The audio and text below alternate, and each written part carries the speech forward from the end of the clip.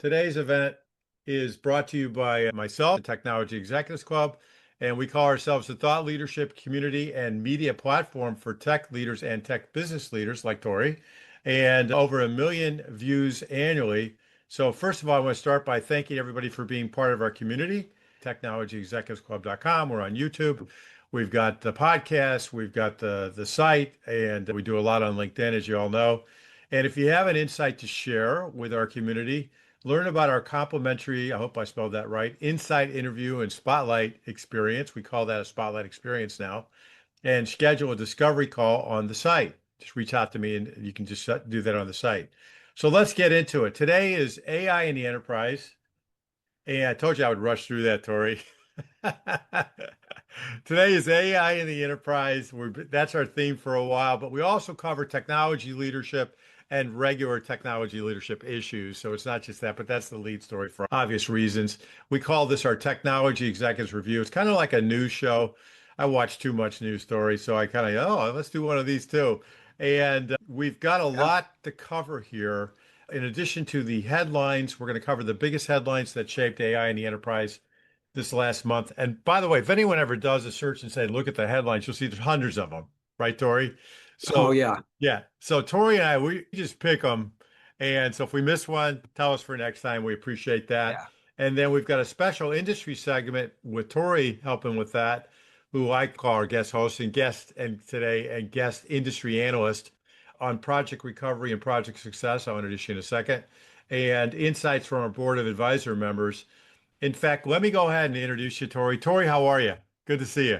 I'm doing great. Excited to be part of this. My first one with you, Alex, other than the spotlight that you did with me before. So Yeah, we did the spotlight, which I'm going to share a little segment from it, a clip from it right now, so everybody gets to know you a little bit. But Tori and I met online through LinkedIn, and like a lot of us have, and from Minnesota, right? You're up there in right. Minnesota. Yeah. Yeah. Yep. Hey there. And his company is really cool. It's Victoria Fide Consulting. And I've learned this that Victoria Fide in Latin means success assurance, right? Right. Yep. Which is a super cool thing. And this company does all these big projects. Well, I don't want to steal the thunder because it's on the recording. You'll hear about it in a second. Does some great work on project rescue and proactive success assurance. So we did a recording, which I'll show you a minute of right now, called Project Rescue and Success Assurance in AI and Digital Transformation. We've got some more scheduled, but let me show you this one real quickly, and we'll get to that. And the timing is going to start real quick here at just confirm you can hear this. AI is all over the news and everybody's working with AI. I know you do a lot of work with AI projects. AI projects have 95% reported, but big projects by themselves, I've heard 68% project failures. Regular projects, ERPs, CRMs, right? Yeah, that's right. In fact, ERP projects typically fail at a higher rate than some of the other projects. So if you look at ERP projects just by themselves, you're closer to the 80 to 90%, depending on whose numbers you're looking at. I'll just give you an example. Partly it depends on how you define failure, right? So we've had a client, for example, that contacted us and they implemented an ERP system. And the reason they contacted us is they were running on it. They were running live. And they said, we're far less efficient than we were before we implemented this system.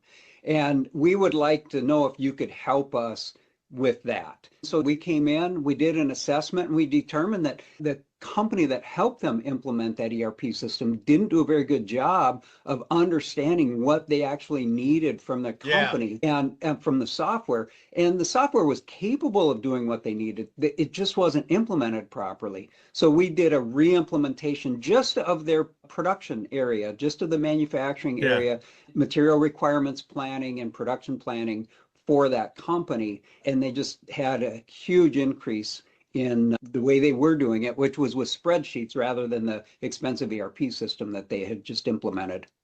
That's a surprise, right?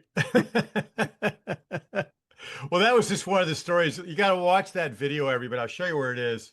And you can go to the homepage, and it's right here. It's featured. It's also, I think we put it in, I can't remember if we put it in the briefings or the spotlights. Let's see. I think it's in the yeah, it's in the briefing area. We originally thought it was spotlight, but it came out so good. I did it as a briefing. And because you just, Tori, when you meet Tori, you'll start to talk to if you ever talk to him. He's just got so many great stories. And we're going to do a series on a couple stories, right, Tori? So just so many great stories. And this one's on Project Rescue and Success.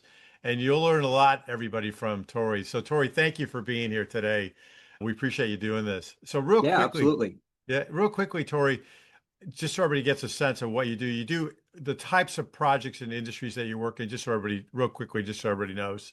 Sure. Primarily, the industries that we're working in is manufacturing and distribution. We've done Hmm. some with healthcare and retail and other industries as well, but our primary sweet spot is manufacturing and distribution in the mid-market in 50 million top line revenue to 2 billion top line revenue. And we work a lot with ERP. That's probably what we do the most. But we also do a lot of CRM implementation, warehouse management, manufacturing execution systems, engineering systems, so everything that is a satellite revolving around ERP really Yeah. do a lot of that work. And we also do a lot of development around integrations as well. And So you've been doing more and more AI. I remember when we talked, you mentioned that too. Or yeah, yes or well, no? Yeah. all of those applications They that I all have it. mentioned have AI aspects to them, right? So yeah. Yeah, that's a good point. Well, that's really cool. So thanks for being here. Let's get going here. We're going to start with the top 10 headlines for AI in the enterprise. We're just going to talk about them. What we'll do is we'll just highlight them for everybody and then we'll talk about a couple. So here's the first three. Anthropic versus US government. That's a big one. Is, it says could redefine AI control and usage rights. And then agentic AI is moving into real enterprise workflows. Enterprise AI security risks are accelerating with autonomous agents. Okay, so those are pretty good. Which one should we talk about, Tori? You pick one. Yeah, let's look at the agentic AI. Yeah. Okay. Well, I'm hearing a lot of, I've been hearing a lot of, everybody's hearing about agentic. I got to tell you, I'll take the contrarian view. I don't buy it all yet. What's Really? your take on it? Yeah, I don't buy it yet because I talked to a lot of the CIOs who are still trying to figure out how to fix a workflow, which is where the real ROI seems to be today. And the vendors are all pushing the agentic. What are you seeing? Yeah, so I'm seeing what you're talking about as well. Yeah, And part of that though is that people really don't have their mind around how to utilize agentic. But where the real ROI generally comes in is in the replication or automation of workflows. right. And that's really where agentic is going to bring the most value. I think people really struggle with the orchestration of Yeah, agents and that's I think that's what's really holding them up.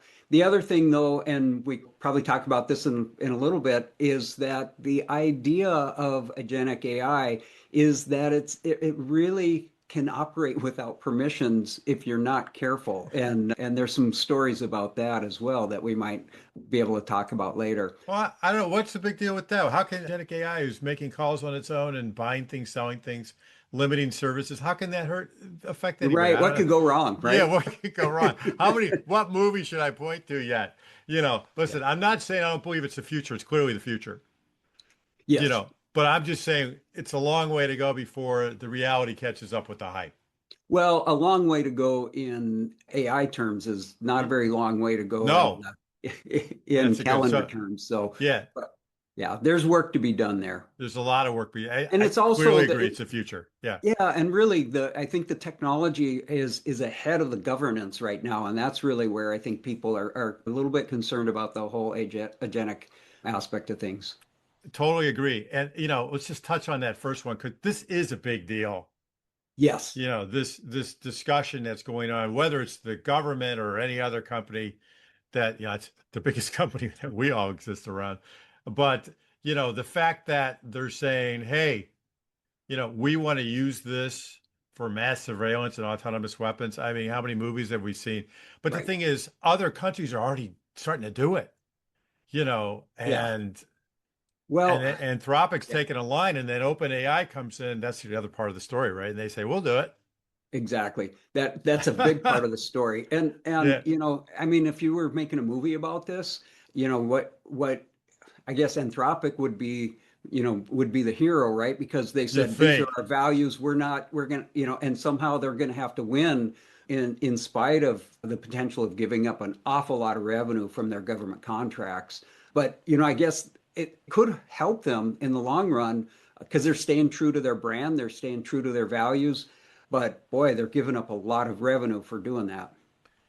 Yeah, we'll see how that all plays out. It, You know, it's it's yet to be determined, right? and it's not just this administration or the next administration. It's government. Government's going to want this. Doesn't Well, matter who's in. You know, yeah, yeah. it's And like the you way said, it it's is. happening elsewhere around the world, Yeah, but on the other hand, we were just talking about agentic AI and yeah. the fact that it can operate, and if you don't have good guidelines in place, you kind of lose control at a certain point, and that's one of the things that Anthropic is trying to avoid at a global scale. Yeah, it's a big deal. It is. Enterprise AI security risks are accelerating. I mean, these are the top three, by the way. I didn't rank them, but Yeah, yeah. go ahead. If you got a comment on that one, go ahead. Well, again, it goes back to governance. There just really isn't Yeah, good governance in place. And frankly, there's good governance frameworks around, but it's just like any other framework. You actually have to intelligently be able to translate that into how do I get this into my organization, into the enterprise. And this is a big part of why the MIT study, for example, is, hmm the enterprise rollouts of AI is just really challenging. Well, here's the next one. It goes right to what you were just saying. AI governance is not keeping pace. Now, what I'm learning, I've talked to a lot of people. I don't know if Dr. Shah's on there. I talked to Dr. Ahmed Shah, and he talks about not only just about drift, but the fact that a lot of these models are built with governance based upon history. And when you see live data, the live data is different than the history. So it doesn't really know necessarily its controls don't shift with the live data. So, that's kind of a big deal, so it doesn't know when to exit to a human. Yeah. And so that's where some of the problem is. But AI governance, go back to the Anthropic story. You can see the pressure everybody's under. Yes. Everybody is under to do this stuff. So, our audience, the technology leaders, guess what, everybody? You're the ones that are going to have to hold the line, right? I Right, mean, right. think about it. And and it's not a great position to be in, right? I mean, No, you're not going to be everybody's best friend when you start saying, "Hey, we've got to implement this governance and but it really is you your got to dog's do it. line, You got frankly. to do it. You got to hold the line. Yeah. Workflow AI, we just talked about this. I got a video, I'm going to clip, I'm going to show you. This is where the real ROI is. I It talked to a really lot is. of, this is where it is right now. And the thing is, find a workflow you're already making money in or already saving money in. Just improve it. You Hmm. want to get a quick ROI so you can do the governance stuff? Here's how you do it. I've interviewed enough people, find the workflows that are already making money and improve them because a little percent increase in that workflow will make a lot of money for you, right? Right, right. Or save money or have better customer experience. Those are three areas. So, Yep. all right, human in the loop. Interesting thing. We had a presentation from Tom Irvine from Monticello, and he went to Gartner. He talked about Gartner. Human in the loop is critical. Initially, when they came out, they said, "Oh, all the younger people are going to be really killing it with this AI." It turns out that the more experienced people, I won't say older, but the experienced people are the ones who have the most to gain right now because you've got that tribal knowledge, and of course, they want it. So they're going to if you're the more experienced executive or person working in this company, you got tribal knowledge, you're extremely valuable right now. Yeah, So absolutely. leverage it. Leverage it. All right. That is becoming a liability without governance. I have a presentation from Richard Duran we're going to talk about. This is the same thing that you're talking about. At the end of the day, it's the data. I think there's a misnomer. The technical people most of them know it, but not regular citizens don't know this. It's not all real-time data they're looking at, it's history, right? That's right. So if you check who knows if these work. When people are talking about their data, it's not like it's reading your thing in the thread, remembers it and sends it to everybody. It's when it gets trained on it, which is why it's important to check those boxes. They don't train it. And the That's right. company contracts fix that. All right, let's blow through these real quick and then we'll get to the next topic. Domain specific AI is outperforming general purpose model. So we talked about before. Multi-agent systems are running in real enterprise. That's what we talked about a minute ago also. AI adoption is shifting from experimentation. This is a big one.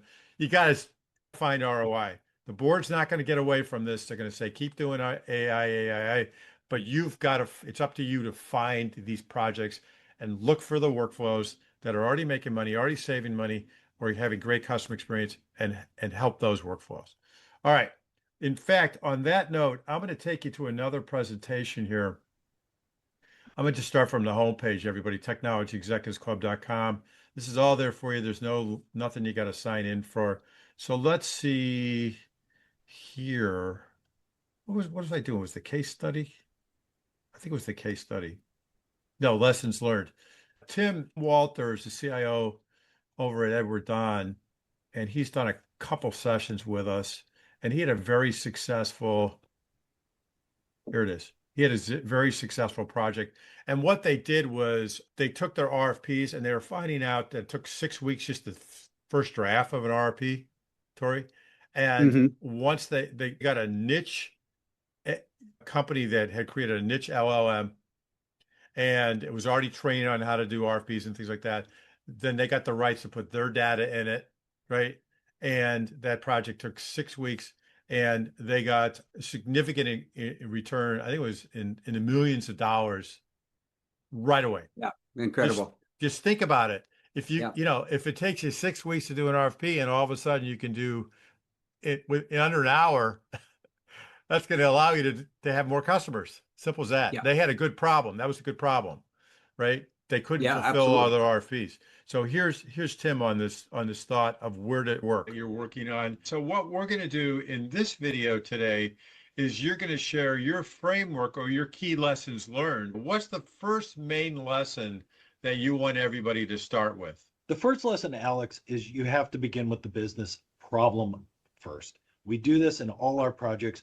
Everybody focuses on saying, what are our pain points? And you have to begin there. So when we started this, we said, what is it we're trying to solve? And again, this is very basics. It's getting back to the basics. There is a lot of pressure coming from the board, leadership, everybody saying, hey, we need AI, we need AI. But it's just one of the things that it is going to be here, I feel, for a long time. But when you start looking at what are our pains, how do we improve what we're trying to do, you have to begin with the problem. From there, just like any other project, you say, okay, these are the things we're trying to do. What is our end game? How do we get to that end game? Then you work backwards a little and say, okay, now there may be, and I'm going to say maybe because there's no guarantee, there could be an AI solution. AI has been around for a long time. We've all been using it in different ways, RPA, machine learning, conversational. It's just to a point where it really has made it into the mainstream. Now there's the opportunity to say, okay, yes, this can be solved using some AI technology, but it's still a business process. It's a flow. We still have to begin with the business needs as we start down the journey. I know you'd agree with that, Tory. He's singing my song, Alex. Yeah. That's a song I love to hear. Yeah. Business first mentality. That's what you have to bring that. Even, technology leaders like those that are on the seminar here, you have to have a business first mentality. Technology first mentality will not get you any ROI. The thing is, when I started this business, do you remember the Lead from the Back of the Room, that book? Remember that book? People were talking about, we're a service organization. We are servants to the organization. Guess what, everybody? Yes, you are. We all are. But this is an opportunity to lead. This is a real opportunity to lead because the new technology leaders are business people and technology people. Yes.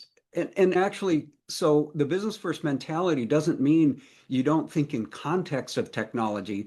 And frankly, you can't always expect your COOs or CEOs to be thinking, even understanding how the technology can actually impact, the business strategy. And so we need to have technology leadership talking about business first mentality, but with a context and a view to the capabilities that technology bring to that. Absolutely. Let's take a question. Richie, I see your question here. Have you thought about workflows that are not making money or ROI, but could have inherently hidden potentials better than workflows that currently seem to be producing more value today? I'm going to let Tory answer that one because I don't think we're saying don't do those workflows.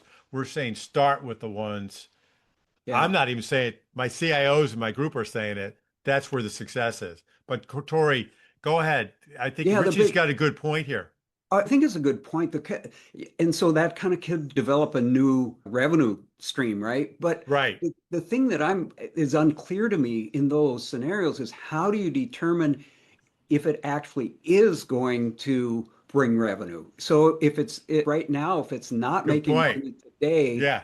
you can't just hope that it will in the future. So ROI depends on predicting the income that you're going to be able to get off of this change, whatever the transformation is, Yeah. against and that prediction against the cost it's going to cost you to make that change. So it can't be something that you hope will happen in the future. You have to have a solid plan for actually generating revenue. But then that could be a really good work use case then to look at that workflow. Yeah. You got to, it's risk return, right? So if you've Exactly. already got stuff that's already happening, you're just improving that, but that's not necessarily innovation. That's innovation within the workflow. Well, and the other So, thing is if you you don't know, have if it's not making money today, you can't say, well, if we can scale it by X%, here's how much it's going to go. that's right. Where you have an existing workflow and you say, hey, if we can, increase the efficiency of this by X%, then you already have an income stream that you can, scale up. So, Yeah, so I think that's the classic innovation question. It's really not just about AI. It's when you find new innovative ideas, Richie, what's the innovator's dilemma, those kind of books. When you find new ideas, you've got to have a use case and an environment that allows you to do this. right. And it's got to be a percentage of your spend, not the whole thing. And but it definitely that's where a lot of great ideas come from is from innovative ideas. All right, so more questions, feel free to ask them and we'll cover them for you. In the meantime, we're going to go to a special segment called AI Project Failure and Success Headlines, Key Lessons Learned. And Tori's our guest industry analyst, so it's up to you. Now, I can either read them or you can read these things and just pick the Oh, ones you want. you're doing a great job. Okay, I'll just read the I'll headlines add for color. How's that? I'll that be your sounds beautiful. Yeah, I color like reading. commentator. I learned that I could do that. So Volkswagen's Cariad Automotive's most expensive software failure. Boy, that's a good one. Apple, pick one, then we'll read a little more for it. Apple, these are obviously we're starting with cautionary failures and cautionary tales, projects that failed. Apple Intelligence spreads false news to BBC readers. That's a fun one. AI coding tool goes rogue, wipes entire database. I bet that CIO's on the market right now, CTO. That's a tough one. Not funny, everybody. Sorry, can't help myself. Well, Google's they got the AI. data back, so and I was actually skeptical of that one, but should we talk about Volkswagen? Yeah, let me read it real quick. Go The ahead. fun Go ahead. one is the You want me to read it so they know what it is? Yeah. sure, Okay. go ahead. So let me read it real quick, and then you then do your stuff. VW launched Cariad in 2020 with an ambitious vision to create one unified AI-driven operating system for all 12 VW brands. By 25, it became a cautionary tale. 20 million line code base riddled with bugs, delayed launches of the Porsche Macan Electric and Audi Q6 e-tron by over a year, ultimately 1,600 job cuts. Wow. Yeah. So, so the first thing I would say is, have you ever heard of MVP? Minimally viable product here. To, Yeah, to start it off saying, hey, we're going to replace 200 plus supplier systems. We're going to build a completely custom AI and proprietary solution with this big bang transformation. That's a high risk. That's a there high you risk go. approach. So, Yeah, and then 20 million lines of buggy code.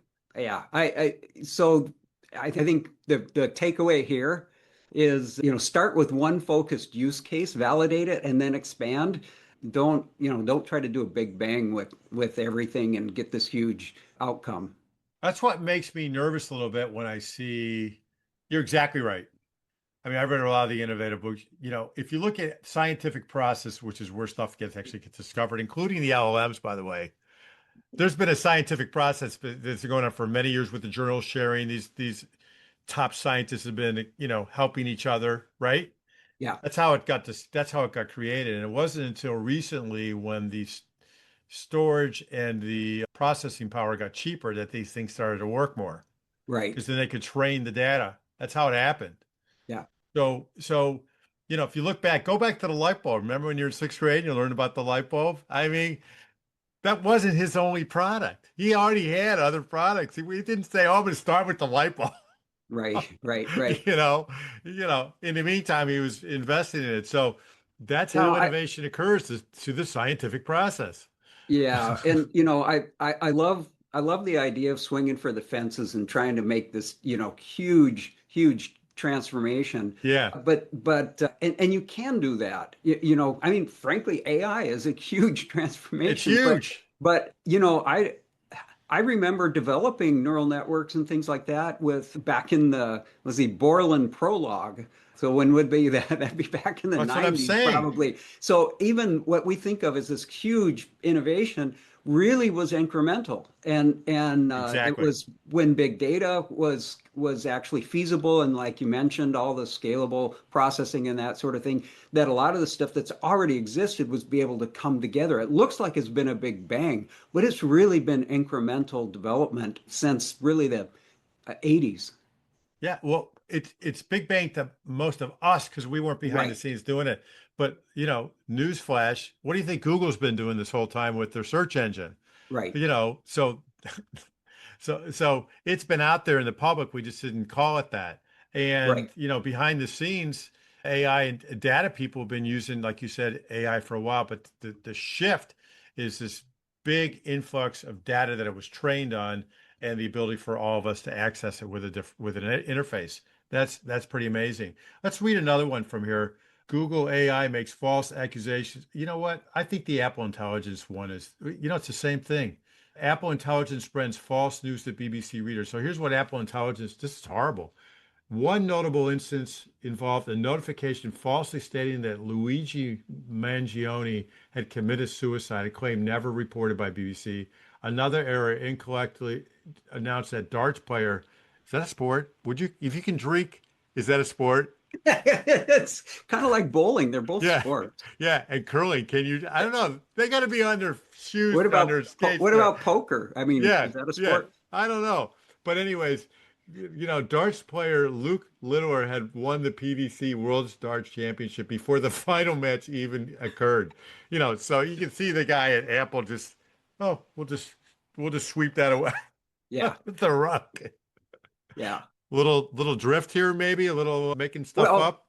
yeah. And so what did Apple say? Well, we were still in beta, Is that and what they said? yeah. Well, wait a minute. If you've shipped it to billions of users already, how is that beta? So, you know, this is again failure with where governance really has not kept up, and Apple really should not, if it's truly in beta, it shouldn't be going shipping it to billions of users. No, So and big then beta. yeah, that the other thing is if your AI errors are somewhat containable in a chat bot, but if you're pushing out notifications from AI, geez, you better make sure that Yeah. there's a quality there that you can count on. Well, they're telling it to BBC News so BBC can report on it. I mean, that's the thing. Yeah, That's not beta. That's something different. All right, we've all seen, we got to keep moving quickly. yeah, We've all seen this one. I don't think we have to cover much on this one. We've all talked about that one ad infinitum. So let's talk about what you called, I changed the topic title here. yeah, Job restructurings and successes and breakthroughs. Let's talk about these first two in mass. At, sure. Atlassian cut 1,600 jobs in pivot to AI. Oracle and Block announced combined 34,000 job cuts. What is your take on all these job cuts? Because I'm a little skeptical about these also right now. Go ahead. Well, I am too. I think the jury's still out on that. And actually, study after study, people have been saying, in fact, that you mentioned the MIT study there. They're Yeah. saying Oh, everybody's saying that it's not going to replace jobs. It's just, different jobs. And to me, that's the story here between Atlassian and Yeah, Oracle. The Atlassian, so CEO Mike Cannon-Brookes said that AI changed the mix of skills needed. So that's kind of that, oh, well, we didn't really yeah. replace with just a change in the mix. But on as far as Oracle's concerned, though, it's like, hey, this is he explicitly, Jack Dorsey said, the roles were made redundant by AI tools. So that's flat out saying AI is replacing these roles. And so I think that's the big takeaway to me is that there are people that are coming out right now and saying, hey, AI is taking jobs. That's why we cut this number of people. And that's why these jobs were eliminated. Whereas, other people are just saying, hey, there's a different shift in jobs. I think the jury's still out on that. I think that people are betting they're going to replace jobs, companies are, and they're making cuts. And I I think do. they're I going to get come that. back with Yeah. yeah, new positions. And again, if the MIT study is any indicator, they're probably not going to see the ROI they were thinking, and they're going to need to bring people back Well, to do I've those read things. the story. I think it was Atlassian. They had to quietly bring people back. And what I've heard on this from talking to a lot of people, well, here's my take. CFO, end of the year, is talking to the CEO and the board. Hey, how can we get the stock price up with our year-end numbers? Hey, let's announce a job cut. What they don't also announce is all the hirings at the same time. That's number one. Number two, they're going to blame it on something. Let's blame it on AI.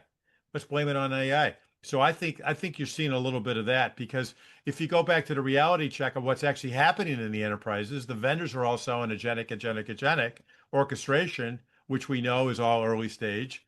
Everybody here knows that. And we're hearing even on this video here, this thing that we're doing today, find a workflow. That's a far cry from replacing everybody.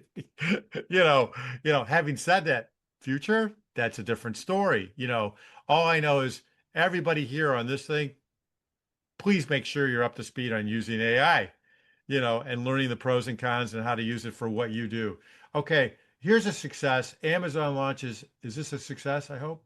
Yeah, this Yeah. isn't job replacement. Yeah. Amazon launches health AI offering. Oh, this is one of your successes.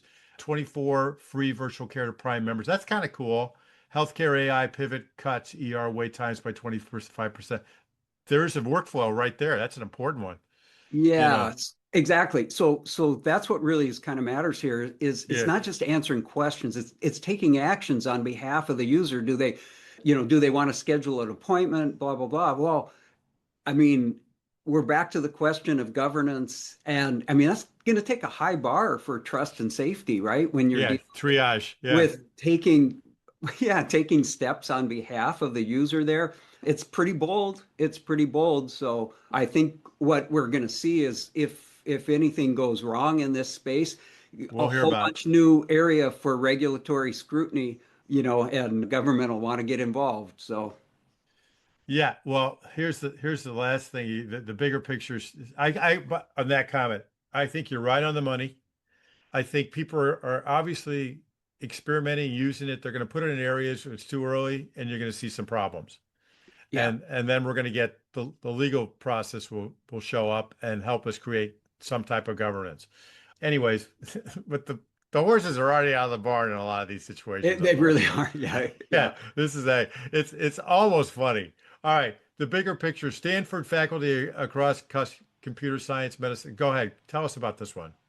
Yeah, well, yeah, so basically what I would say on this one is that they're saying that the hype is over right now. The hype, from the hype cycle to the accountability cycle.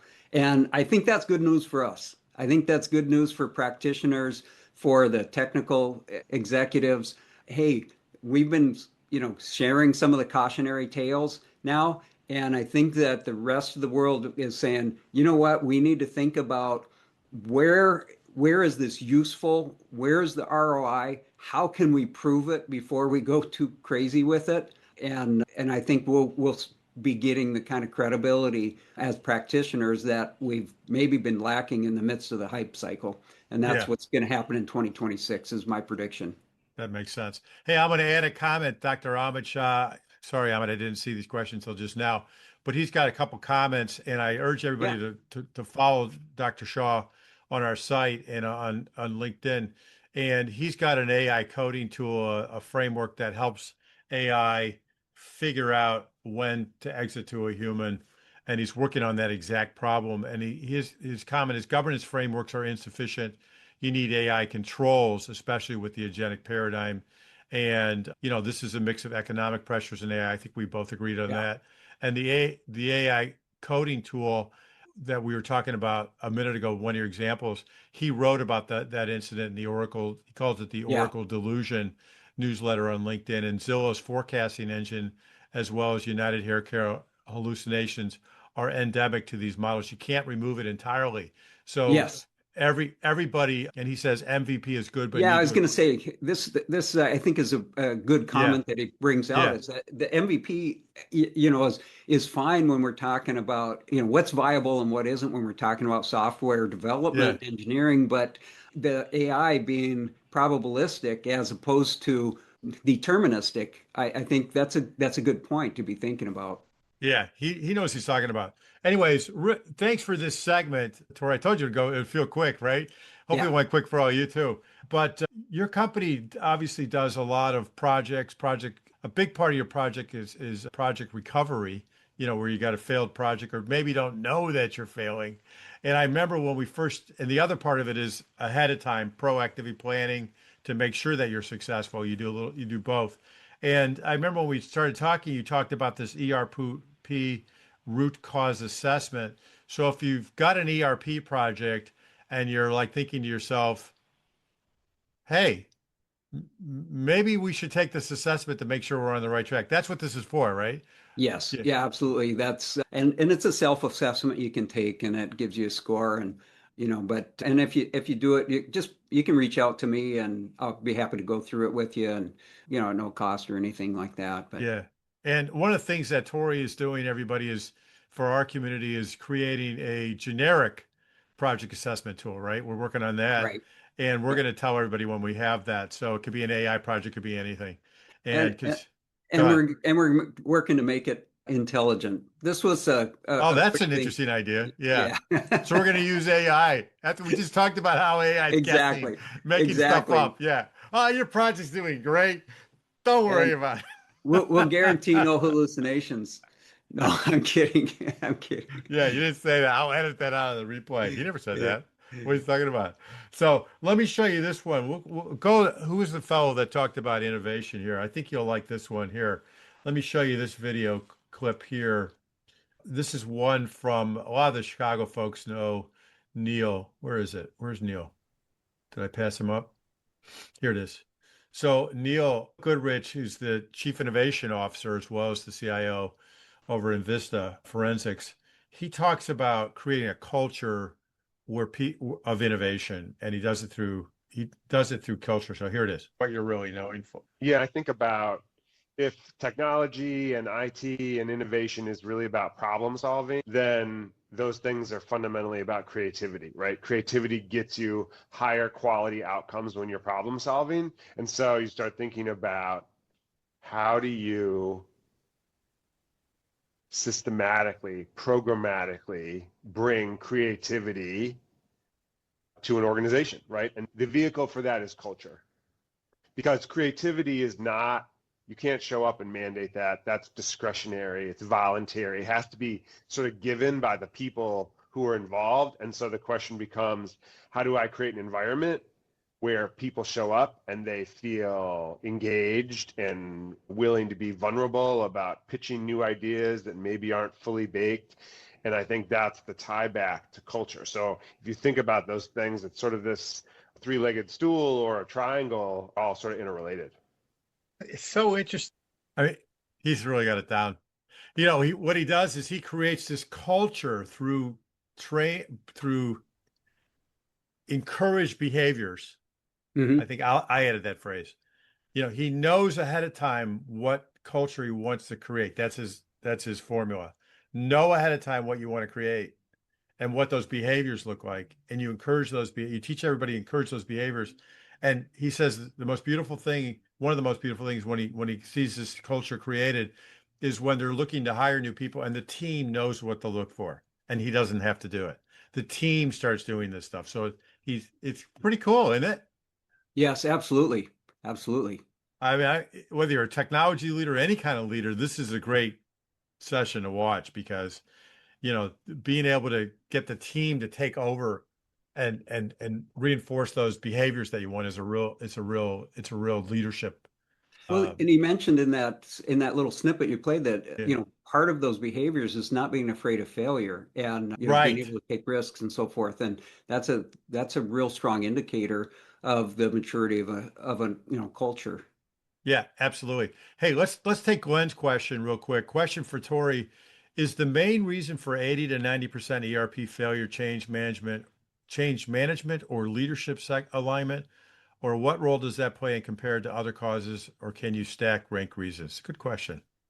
Yeah, so that's a pretty broad question, but here's what I'll say is number one, I lay it at the feet of leadership. And a lot of times what happens is you have non-technical leadership that has no idea what it actually takes to Mm, transform a business and and they don't allow the people who do know what it takes to do the work necessary. And then that starts showing up in the form of preparation, the lack of preparation, and the lack of what I, for example, had one executive call fluff. You know, when we started talking about organizational change management, you know, like, well, can we just do it without all that fluff?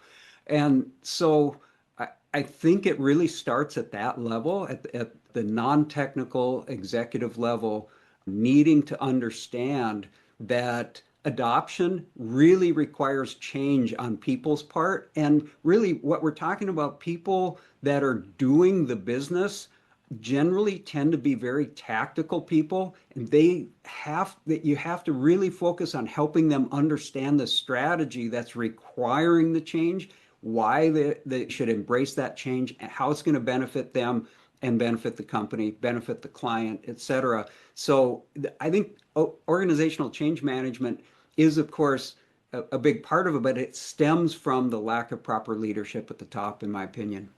yeah, that's a good answer. Yeah. So there you go, Glenn. Hopefully that helps you. All right. Tech market industry headlines. By the way, everybody, we're running about 5 to 10. I usually try and cut it right off at 1 o'clock. Tori, can you stay an extra minute or two at the end? Sure, yeah, Okay, yeah, great. Because I want to finish this for the absolutely. recording for everybody. So these are a new segment that we added today. This time is kind of switched it out with another one. Is tech market industry like the headlines? You know, so if you're an investor, you're like this one. We're all investors, right? So AI, and none of these should concern anybody. This shouldn't worry any of you. I'll just say that right. I'm joking, right? AI infrastructure investment is approaching $1 trillion scale globally. Physical constraints like power and construction are showing slowing AI expansion. So here. Remember that future was, I forget the name of the TV show. They had everybody, the computers were running everything, or the industry was all being run by the government, and everybody was on bicycles because they could create electricity for, for the machine. Or also the I Matrix. don't think I saw that. I just want to remind everybody these science fiction people kind of figured out where the future was. So physical constraints like power and construction are slowing AI expansion. OpenAI and partners are scaling aggressively to capture enterprise demand. Okay. Tech companies are increasingly using debt to fund AI expansion. That doesn't sound like a bubble to me. What about fuck you? What could go Let's wrong? yeah, what could go wrong? We'll give away something costing 100 for 20 bucks an hour, and then we'll have debt to fund it in addition to taking all these contracts. Oh, geez. I think I said my comment on this list. Let's move to the next. You got anything you want to add on any of these? Well, I will say physical constraints like power on number two there. You know, Elon Musk is Opportunity. saying, "Hey, we gotta build our, you know, AI server farms out in space." That actually makes a lot of sense because a significant portion of power is used to cool, you know, the systems, the servers, and so forth. So, Oh, that does make sense.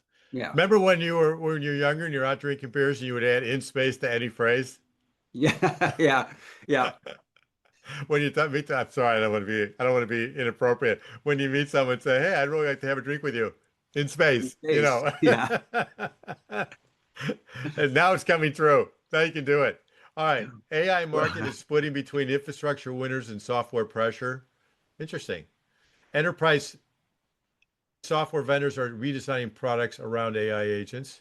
Okay, just look at the Super Bowl. You'll see that. They're already advertising that stuff. Global competition in AI is accelerating beyond US hyperscalers.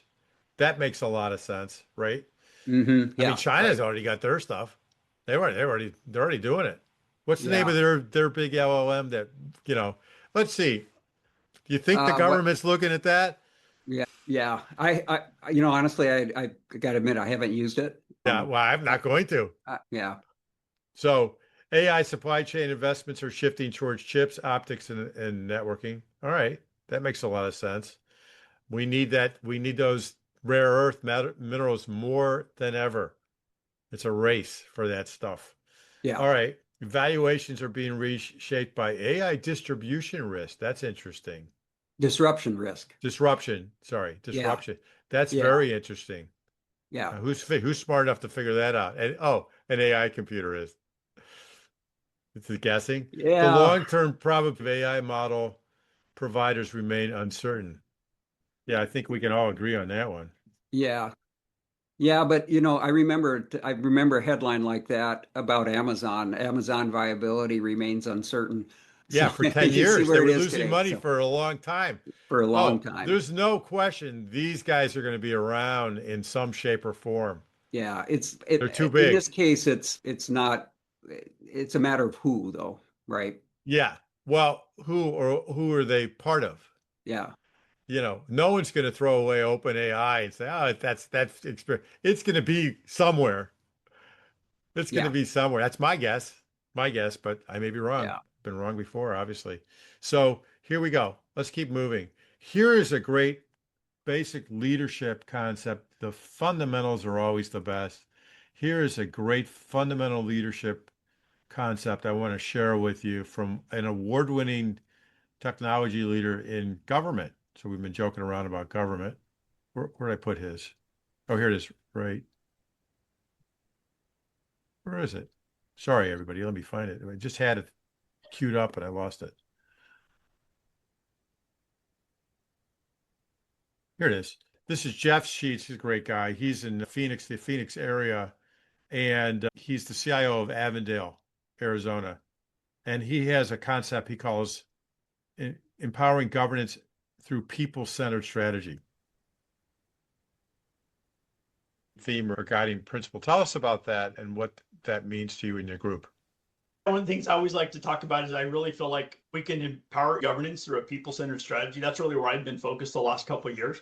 And it really just helps keep us as IT focused on where we need to be going and not just looking at every new shiny thing that comes on, but what are we going to do with those shiny new objects that we need to work on? For example, the real solution is more than just technology. It comes down to the people. So with technology, I believe we can do anything when it comes to technology. However, we have to have the people behind that technology that are willing to support it, adapt it, and ultimately implement that. So it comes down to how adaptable are the people across the organization and within IT. Great soundbite. Yeah. Yeah, and he has in his video. He talks about how to do that, how he does that. You know, he Yeah. talks about how he meets with every department head because he sees his organization truly as a service organization to the constituents through the departments. I'm glad that somebody in government thinks that way. Yeah, well, he's in Arizona, so nope, But no, but no I mean, comment. and that goes back to what Glenn was talking about, Yeah, change management, leadership alignment, and really like even going back to the MIT study from back in July, yeah, basically it's user adoption is a really big deal. And it's really important. And we've yeah, been saying this for years. I mean, since the 60s, they talked about people, process, and then technology. And yeah. it hasn't changed. We It hasn't really have changed. to continue to highlight that. Yeah, I agree. More than ever, more than ever. You know. By the way, everybody, you're watching this, or you're watching this either live or on the recording. If you have an insight to share with our growing community, I want to make a point about this.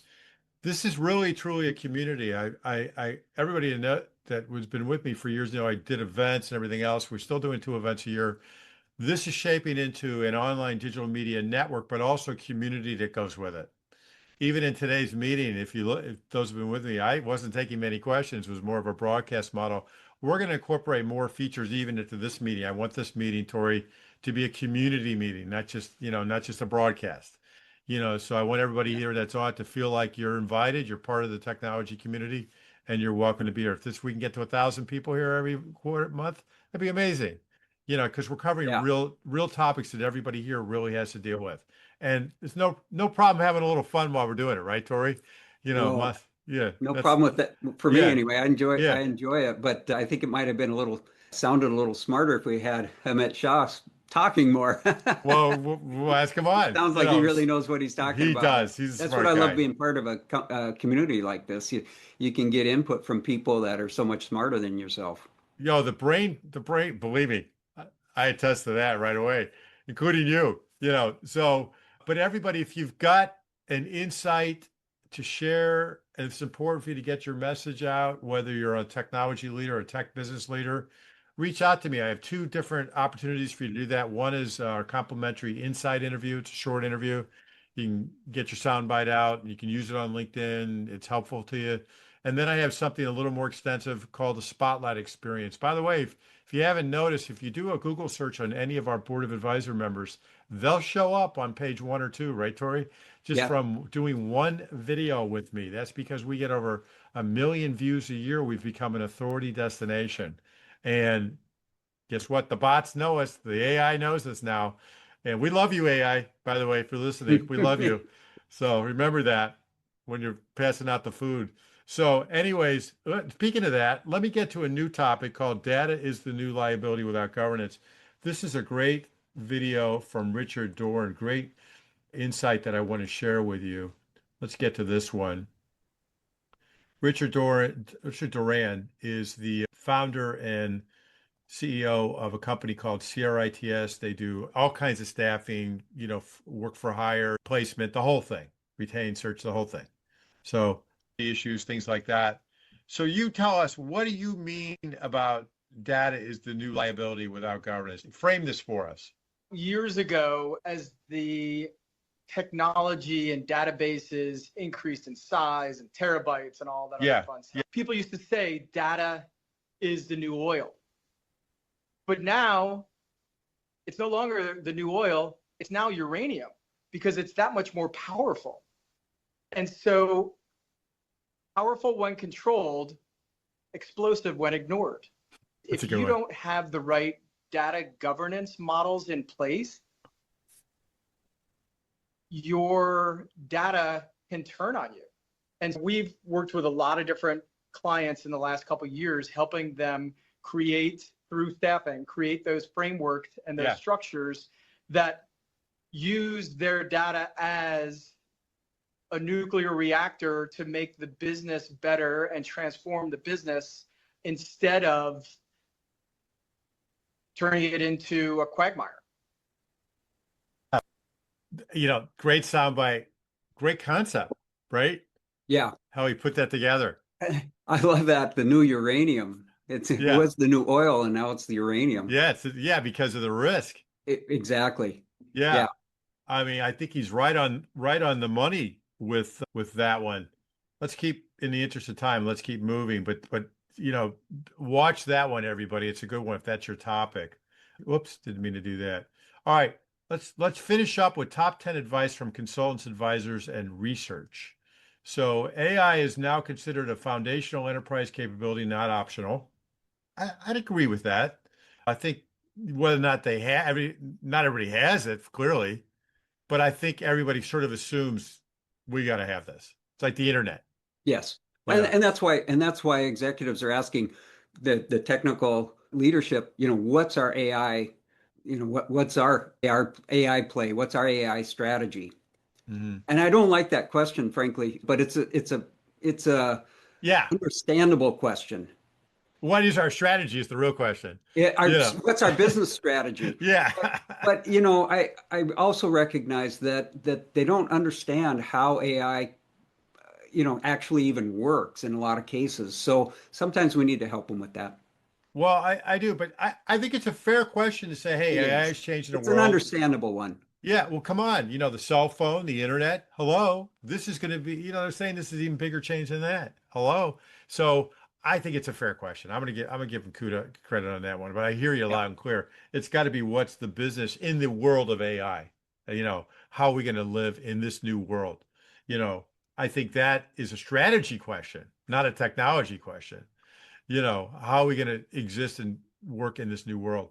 Organizations must focus on ROI, not experimentation. That's what you said right up front. We both said that right up Yeah. front. You got to have an ROI. And I forget the fellow that asked the question about more innovative. You've got to find, Yeah. I think it was Richie. yeah, you've got to get projects that have ROI to be able to fund the other stuff. Right. Because the funding will end if you can't find a return, unless of course you're open AI. But we all believe in that. I mean, I love it. So top-down AI strategy is replacing fragmented pilot programs. We've heard that. Work. I'm skeptical. I mean, that's kind of what the MIT study was saying wasn't working, and what was working Yeah, is the bottom up. But that's I do think PwC it saying needs to this one. happen. It does need to happen if it's going to have an impact on the large long-term impact on I don't our. know. Somebody's going to be spelunking in the corner in some lab somewhere. They're going to figure it out, and the next product from the company is going to come out. We're going to Yeah. hear that story too, just like it always does. Workforce alignment and upskilling are the biggest barriers to success. I think that's a big one. Yeah, it's not just upskilling, but helping people become comfortable with the changes that are happening through technology. So, 100%. yeah. I think 100%. But Richie, sometimes workforce alignment is just another way of saying layoffs. So, well, you here's know, Mr. and Ms. CSO now, CFO coming back. Hey, it's a reality. Investors want a return on their money. Data governance is, Richie, I got your question. Susan, let me finish this chart. We'll get to it. Data governance is now a major enterprise risk and compliance issue. Yeah, I think we can agree on that one. it's nuclear. It is nuclear. It's We going to be just heard nuclear that. it's nuclear for some companies. Yeah. We're going to hear it. Yeah, Remember what was it? What was it? Who was it? Target or Walmart where they had all their credit cards stolen, that but was Target. they didn't say anything till after Christmas. Yeah, yeah, that was Target. That's happening right now somewhere. Hmm. So AI security, you can tell I'm a little jaded. So AI security and control frameworks are becoming mandatory. Really? Well, who's mandatorizing it? We just heard about the government Well, says they want this, and then another vendor comes in and says, we'll give it to you. yeah, and there's an interesting set of words there. Control frameworks. So we were just talking about Yeah. has been posting some questions and comments here about Yeah. control Go ahead. Share versus his. frameworks, and here's basically what they're saying is that control frameworks, combining the two, are becoming mandatory, and I think that's really on point. Dr. Ahmed Shah is saying that. In fact, I'll show you Ahmed's page in a second. I should show that for all these guys. So AI is reshaping operating models, not just workflows. I think we'll get to that. We'll get to that. I think the consultants are selling consulting, Uh, and I think they're I pitching the think big I'm with you shift. on that. And I'm Yeah, a consultant, but yeah. I Other, think that's what other. McKinsey is trying to do is to say, hey, you need a whole new operating model. Yeah. By Um, the way, we got one in this binder right yeah, here. yeah. Yeah, it's only And, $20 and and million. actually, truthfully, maybe companies do in some ways need a new operating Well, they model, but I don't will. think AI is reshaping it. I think that's a little bit aspirational on McKinsey's part. Well, that's their job. I'm going to start being aspirational. We'll be singularity you too. Swear it. It sounds beautiful. I Yeah, mean, what do they charge? $15,000 a ticket. So I'm giving away. Sorry, buddy. The rate just went up to our yeah. summit to 15,000 for one ticket. You're going to So start charging for this. yeah, agentic and multi-agentic systems are entering mainstream advisory guidance. That's interesting. All right, domain-specific AI strategies are outperforming generic ones. We talked about that. Yeah, and that was really the finding of the MIT study as well. Yeah, yeah. Productivity gains from AI are real but uneven and use case dependent. Well, we talked about that too. So I think Yeah. we agree with all those. All right, real quick, Ahmed's comment. Control is the key. I think governance frameworks are outdated. because it's static. We're entering an agentic era. It's the actions, decisions that need to be controlled and governed. I think he's right on that. All right, Richie is saying, I think Richie, I'll give your whole name. How do you say his name? At a time him. I hope I got that right, Richie. I think one of the fundamental changes I am seeing is the gap at the intersection between the AI strategy and execution, where governance controls and AI operating models are missing. If AI technology fails, how is it managed and escalated? Where do we get humans to decide where agents should not act? That's a very insightful question. I think you're right on the money there. Yeah, and that's really what controls are about, right? I mean, Yeah, exit to a human. you're not going to let AI control it. So you need to know where the off ramp is. Well, the AI system needs to have off ramps, and that was really the whole part of the issue with Replit as well and Yeah. whatnot. That so. I think AI needs to have off ramps, and I think folks like Dr. Amr Shah, that's what they're working on. He's just right there. That's why I'm saying his name. Let me show you what's now showing on the site and coming soon. And here, in fact, I'll do it this way. I'm going to do it from the site. I'm going to show you from the site. If you just go to the site, there's a couple things I want to show you. First, you've got all the latest videos. It's right in order, right on the homepage. It couldn't be easier.